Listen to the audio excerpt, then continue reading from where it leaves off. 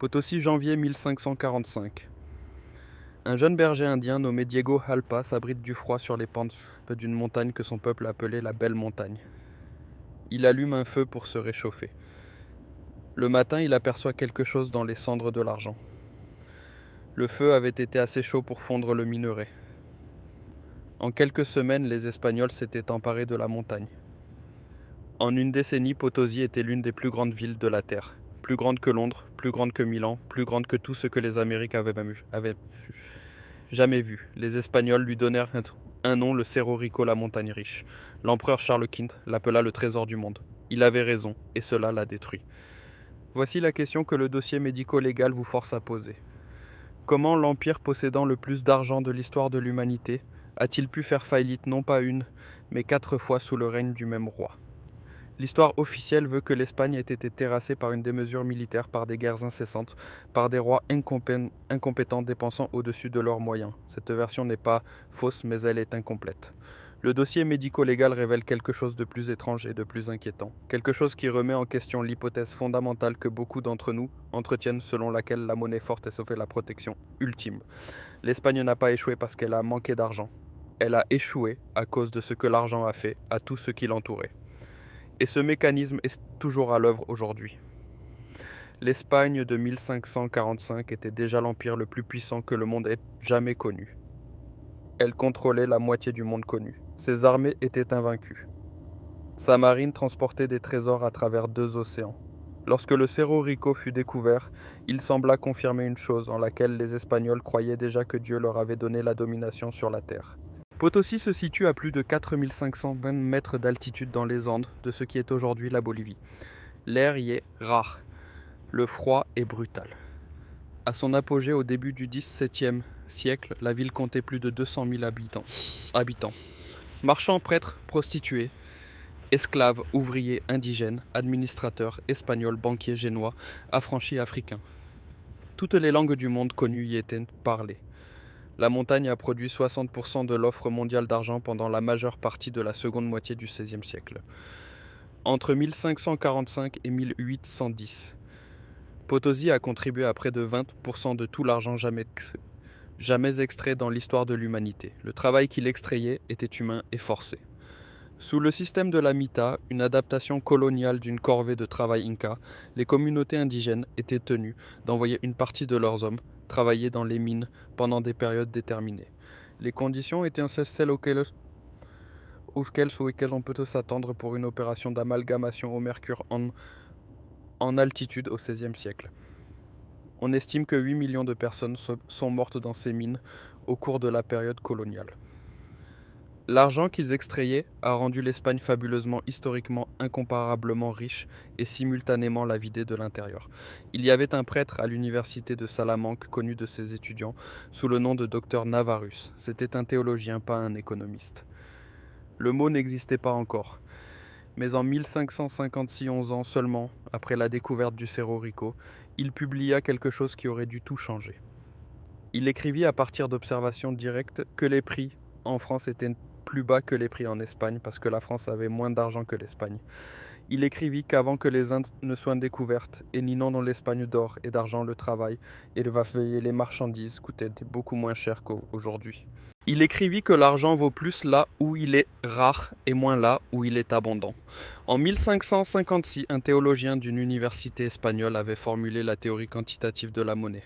Plus d'argent signifie des prix plus élevés toujours. Personne au pouvoir n'écouta. Charles V, qui avait appelé Potosí le trésor du monde, a dépensé tout ce qu'elle produisait et a emprunté sur tout ce qu'elle produirait.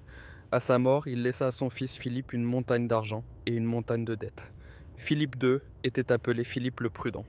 Il était méticuleux, discipliné, profondément pieux, l'un des dirigeants les plus systématiques de l'histoire européenne. Il créa les premières archives gouvernementales de l'histoire et révisa personnellement chaque document d'État d'une écriture minuscule et précise. 4 fois au cours de son règne, il regarda ses banquiers dans les yeux et leur dit que l'argent ne viendrait pas. Pas une renégociation, pas un retard. Le roi le plus puissant de la terre, assis sur la plus grande réserve d'argent du monde, n'allait pas payer ce qu'il devait. La première fois fut en 1557, un an après le début de son règne. La quatrième fois fut en 1596. À ce moment-là, il signait sans hésiter. Aucune délibération. C'était devenu une routine. Il mourut en 1598. L'Espagne le fit 6 fois de plus au cours des 65 années suivant sa mort.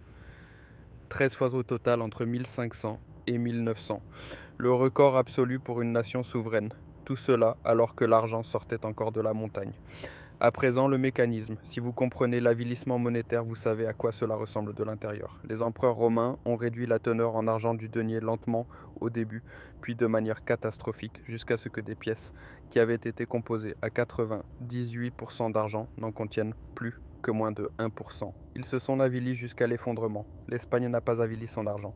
L'argent était réel, les pièces étaient pures. Le problème était tout autre. Et c'est ce que le docteur Navarus avait tenté d'expliquer en 1556 avant que quiconque ne soit prêt à l'entendre. Lorsque tout cet argent a inondé l'Espagne en premier, avant d'atteindre la France, avant d'atteindre l'Angleterre, avant d'atteindre le reste de l'Europe, les prix espagnols ont augmenté les premiers, les salaires espagnols ont augmenté les premiers, les marchandises espagnoles sont devenues chères, les premières. Plus d'argent en circulation signifiait que chaque travailleur espagnol exigeait plus de pièces pour son travail parce que tout ce qui l'entourait coûtait plus de pièces. Le tissu qu'un tisserand espagnol fabriquait coûtait plus d'argent à produire, et donc plus d'argent à acheter. Le tisserand hollandais, avec beaucoup moins d'argent dans son économie, facturait beaucoup moins. Même tissu, même qualité-prix espagnol plus élevé, non pas parce que l'Espagne le fabriquait mieux, mais simplement parce que l'Espagne avait trop d'argent. Les marchands espagnols ne pouvaient pas rivaliser, alors ils ont cessé de rivaliser. Pourquoi fabriquer du tissu quand on peut l'acheter ? Pourquoi construire des navires quand on peut louer les Hollandais pour les construire ? Pourquoi développer l'industrie quand la montagne paiera pour tout ? L'argent n'est pas resté en Espagne. Il a filé tout droit. Pour payer les produits importés que l'Espagne achetait désormais, au lieu de les fabriquer pour payer les intérêts aux banquiers génois, pour payer les marchands allemands et hollandais, qui géraient le commerce que l'Espagne avait abandonné. Un voyageur français de passage en 1603 a écrit une phrase qui a survécu 4 siècles. Tout est cher en Espagne sauf l'argent. L'Espagne était devenue un conduit. Le trésor du Nouveau Monde passait par les mains espagnoles pour finir dans celles de tous les autres. Les économistes ont aujourd'hui un nom pour ce mécanisme. Ils l'appellent la maladie hollandaise. Terme inventé en 1977, lorsque les Pays-Bas ont découvert le gaz naturel de la mer du Nord et ont vu leur secteur manufacturier s'effondrer à mesure que la monnaie se renforçait et que les importations devenaient moins chères que la production nationale. Le nom est ironique compte tenu de ce dont nous discutons, car les Hollandais n'ont pas contracté la maladie hollandaise à cause de l'argent de l'Espagne. C'est l'Espagne qui l'a eu. Il y avait un groupe d'écrivains et de réformateurs économiques espagnols appelés les arbitristas. Ils envoyaient à la couronne de longues analyses, ce que nous appellerions aujourd'hui des documents d'orientation, avertissant exactement de ce qui se passait. Les dépenses royales doivent être régulées, le système fiscal doit être révisé. La dépendance humiliante de la nation envers les étrangers, les Hollandais et les Génois doit prendre fin. La productivité de la Castille doit être restaurée. L'industrie nationale doit être reconstruite. La couronne recevait les documents, reconnaissait les arguments et ne faisait rien parce que la montagne produisait toujours. Parce qu'il y avait toujours un autre prêt à négocier. Parce que la prochaine flotte de galions d'Acapulco résoudrait le problème jusqu'à ce que ce ne soit plus le cas. Au début du XVIIe siècle, la production de Potosi commençait à ralentir. Les filons les plus riches avaient été exploités. La montagne qui avait jadis produit 60% de l'argent mondial en produisait moins chaque décennie. La pression sur le trésor royal s'intensifia. Et quelque part à l'intérieur de la monnaie de Potosi, l'installation qui convertissait l'argent brut en pièces de 8 réaux, en lesquelles le monde avait confiance comme monnaie de réserve, quelqu'un décida de profiter de cette confiance. Cela commença par les essayeurs, les hommes, dont la responsabilité légale était de certifier la teneur en argent de chaque pièce. Les pièces devaient contenir 93 parts d'argent pour 100 comme décrété par le roi Philippe IV en 1642. Les essayeurs commencèrent à produire des pièces en contenant moins, pas beaucoup moins au début, juste assez pour empocher la différence. Assez pour que chaque lot de pièces produise un profit discret, que personne ne remarquerait. Cela s'est propagé. Les essayeurs ont fait venir des partenaires. Les partenaires ont fait venir des fonctionnaires. Les fonctionnaires ont fait venir leurs superviseurs. Le complot finit par corrompre tout le système. Selon l'estimation d'un historien, presque tous les fonctionnaires dans un rayon de 1000 milles autour de Potosí, même le vice-roi du Pérou, étaient soupçonnés. En 1638, des pièces avilies de Potosí circulaient sur les marchés mondiaux. Au début des années 1640, les marchands de Boston à Pékin les rejetaient. La pièce de 8, la première monnaie de réserve mondiale acceptée des marchés de Séville au port de Canton, était devenue une pièce qu'aucun marchand sérieux n'accepterait à sa valeur nominale. Philippe IV finit par envoyer un enquêteur en 1648. Il s'appelait Francisco de la Rocha, un ancien inquisiteur. Il arriva à Potosí à la fin de cette année-là. Il ne mit pas longtemps. En quelques mois, il avait démantelé tout le réseau. Les figures clés étaient Francisco Gómez de la Rocha, un ancien maire de Potosí, et Juan Ramírez de Arellano. L'essayeur en chef, l'homme dont le travail littéral avait été de garantir la pureté des pièces en lesquelles le monde avait confiance. Tous deux furent exécutés par strangulation en décembre 1649. Plus de 100 autres individus furent punis. Les pièces frauduleuses que l'on finit par appeler rochunas, du nom de Rocha le maire exécuté, furent dévaluées par décret royal. Une pièce de 8 réaux qui circulait à pleine valeur ne valait plus que 6 réaux. Une pièce de 4 réaux passa à 3. Mais le mal était fait. Philippe IV pouvait exécuter les essayeurs, il pouvait dévaluer les pièces. Il pouvait introduire un nouveau design en 1652, estampillant le nom de l'essayeur à 3 endroits différents pour que les pièces frauduleuses puissent être tracées. Ce qu'il ne pouvait pas faire, c'était restaurer la confiance. La monnaie de réserve mondiale, la pièce, qui avait facilité le commerce des Caraïbes à la Chine pendant plus d'un siècle, s'était révélée être une chose qui pouvait être avilie de l'intérieur par les personnes chargées de la protéger. L'historien numismate Jesse Croft de l'American Numismatic Society a documenté que la fraude a eu une influence directe sur l'histoire monétaire des colonies britanniques d'Amérique du Nord. Elles ont été forcées de développer des systèmes monétaires alternatifs parce que l'argent espagnol ne pouvait plus être considéré comme fiable. La pièce la plus fiable au monde avait été corrompue non par le décret d'un roi, ni par la guerre, mais par les personnes à l'intérieur de la monnaie, qui étaient censées en être les gardiennes. C'est ici que la comparaison romaine devient exacte. Les empereurs romains ont avili le denier ouvertement par décret, parce qu'ils avaient besoin d'argent pour payer les armées. Il a fallu 2 siècles pour que la teneur en argent passe de 98% à presque rien. Le mécanisme était visible si vous pesiez les pièces et les compariez aux plus anciennes. L'Espagne a fait quelque chose de différent. Les pièces espagnoles n'étaient pas officiellement avilies. Elles étaient secrètement avilies par les personnes chargées de garantir leur pureté. Le mécanisme était identique, moins d'argent par pièce que ce que la valeur nominale prétendait. Mais l'origine était la corruption plutôt que le décret. Le résultat fut le même. Le monde cessa de faire confiance à la monnaie, et l'Empire, qui dépendait de cette confiance, n'avait plus de réserve sur laquelle s'appuyer. Maintenant, qui a survécu l'expérience espagnole n'a pas été un effondrement total. C'était une extraction lente. La richesse s'écoulant de l'Espagne vers les mains de ceux qui comprenaient ce que l'argent ne pouvait pas faire pour vous. Le premier groupe à avoir préservé sa richesse fut les familles de banquiers génois. La famille Grimaldi a participé à 27 contrats de prêts distincts avec la couronne entre 1566 et 1589. La famille Spinola a participé à 98. Ces familles ont prêté à Philippe. 2 ont absorbé des dépréciations lors de chaque défaut de paiement et ont continué à prêter. Parce que les taux d'intérêt étaient extraordinaires et parce qu'elles comprenaient quelque chose que Philippe ne comprenait pas. Elles n'essayaient pas de détenir de l'argent, elles essayaient de contrôler le flux d'argent, celui qui se trouve entre la ressource et le marché, extrait de la valeur des 2 côtés. Aujourd'hui, l'équivalent n'est pas une maison de banque génoise. C'est quiconque contrôle l'infrastructure de distribution plutôt que de posséder la ressource sous-jacente, le raffineur de pétrole, plutôt que le foreur de pétrole, le processeur de paiement plutôt que l'émetteur de monnaie. Le deuxième groupe était constitué d'artisans et de marchands calvinistes, ce qui furent les territoires sous contrôle espagnol pendant la révolte des Gueux.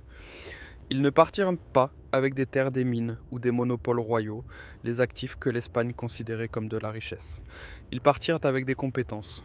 Lorsqu'ils atteignirent Amsterdam et les provinces du Nord, ils bâtirent l'âge d'or hollandais, la Compagnie néerlandaise des Indes orientales, la première société par action cotée en bourse de l'histoire, l'infrastructure financière qui remplaça l'Espagne en tant que centre du commerce mondial. Leur valeur ne pouvait être confisquée. Elle ne pouvait être érodée par l'inflation. Elle traversait les frontières, dans leurs mains et dans leurs têtes. Aujourd'hui, l'équivalent moderne est le capital humain portable, compétences, réseau professionnel, connaissances, diplômes qui fonctionnent indépendamment de ce qu'un gouvernement fait à sa monnaie. Les tisserands calvinistes de Flandre l'avaient compris sans en connaître la théorie. Ils ont déménagé et ont construit quelque chose que l'Espagne ne pouvait pas toucher.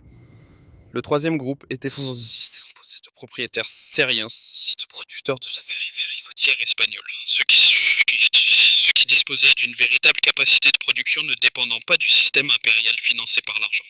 Les régions qui ont le plus souffert pendant le déclin de l'Espagne étaient la Castille et l'intérieur entièrement dépendant de ce que la couronne fournissait.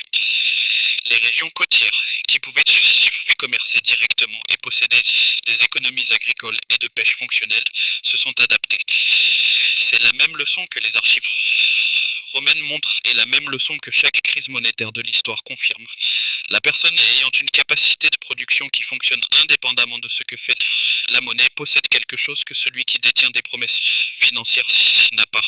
Aujourd'hui, l'équivalent moderne, ce sont les actifs générateurs de revenus. Un bien locatif, une petite entreprise, une terre agricole. Tout ce qui génère de la valeur par un mécanisme distinct du fonctionnement du système monétaire.